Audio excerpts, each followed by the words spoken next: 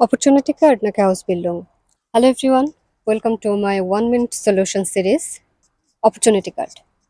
Opportunity card হলো kind of মোটা তাকে বললে জব সিকিং ভিসার মতো, যেটাতে আসার জন্য আসলে আপনার জব অফারের দরকার নেই। এটা আপনি এসে জব খুঁজে নেবেন, সেই কারণেই করা।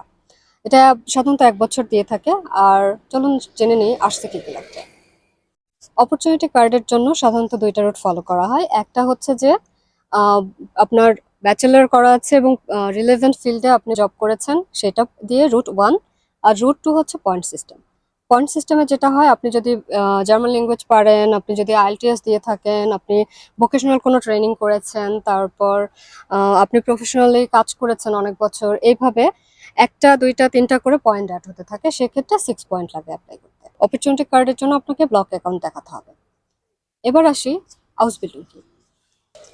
হাউস বিল্ডিং ব্যাচেলর কিংবা মাস্টার্স এই ধরনের কোনো কোর্স না, কিংবা এই ধরনের কোনো ডিগ্রি না।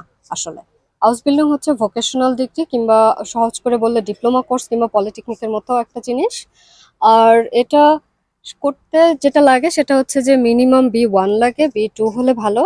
আর এটার জন্য ব্লক সাধারণত দেখাতে হয় না, কিন্তু এখানে একটা কিন্তু আছে। সেটা হচ্ছে যে যদি আপনার এমপ্লয়ার আপনার লিভিং কস্ট যা লাগে, ধরেন আপনার 900-1000 যদি লিভিং কস্ট হয়, সেটা যদি আপনাকে পে না করে অ্যাজ এ স্যালারি, সেক্ষেত্রে আপনাকে যে বাকি টাকাটা, ধরেন আপনার এমপ্লয়ার আপনাকে পে করবে 600-700 ইউরো দেন মান্থলি, তাহলে আপনার বাকি যে টাকাটা লাগছে সেই টাকাটা আপনাকে ব্লক অ্যাকাউন্টে দেখাতে হবে।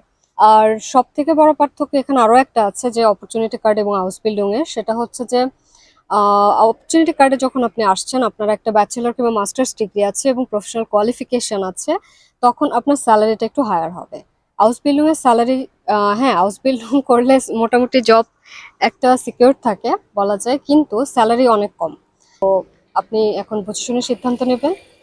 এ সংক্রান্ত আর কোনো প্রশ্ন থাকলে যোগাযোগ করবেন। ভালো থাকবেন সবাই।